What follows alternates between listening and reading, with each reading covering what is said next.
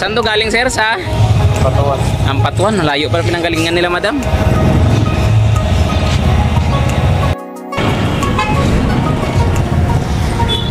Ito mga sir, nakasampa to sa truck kanina.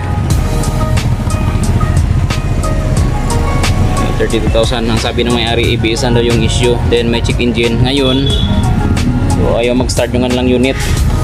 Ito. Ayan. So wala talaga. Wala rin tumutunog na relay. Ayan. So wala.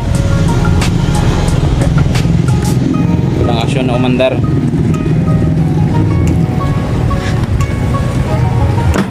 So try natin i-scan yung ganyang check engine.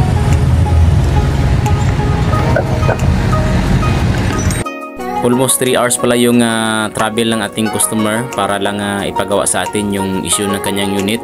Ang issue pala ng kanyang motor ay ABS at saka hindi umaandar, kaya kanina nakakarga na to sa kanilang pick-up truck.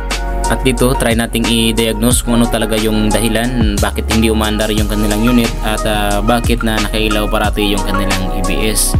Dito mga observe nyo mga sir, napakaraming check engine yung kanilang unit.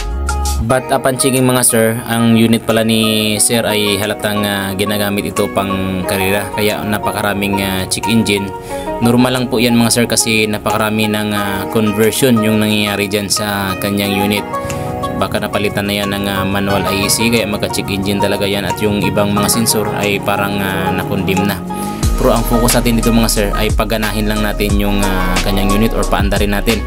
Then ibalik natin sa dati yung kanyang ABS kasi nawala na siya ng speedometer. At ayun mga sir. Ito siya, ABS issue rin to from Ampatuan. So ang problema, ito may indikasyon na naayusan nila to pero hindi pa rin nila napagana yung unit ng customer. So ito, so kumpleto to ng error. So may ABS indicator light, may check engine, wala ng speedometer. Ito siya. Ayan, naayos na to nila kasi may mga indikasyon na nabuksan. Ayan, nilagyan na ng alambre. So yan yung sunod natin na ayusin. Then ito naman kay sir, so naayos natin yung kanyang ABS. Ito, ayan, pinapatigas na lang yung buwan dyan, ano tawag doon, yung kanyang ito, epoxy, ito para ikabit na mamaya. So, ito siya from Kidapawan City. Then may paparating pa tayo na ibang unit. Okay ba?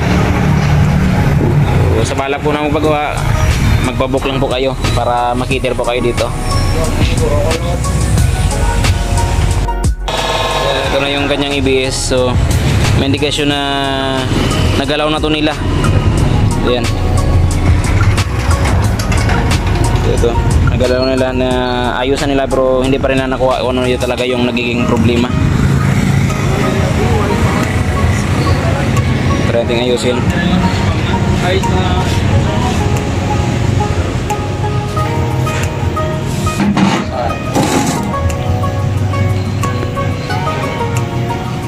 At ito na yung final output natin na paggana natin yung unit ni sir. Ayan, nawala na yung kanyang check engine, nawala na rin yung kanyang ABS indicator light, at bumalik na rin yung kanyang speedometer. So, ayan, thank you so much. Okay, pwede nang umuwi sa Ampatuan. Thank you.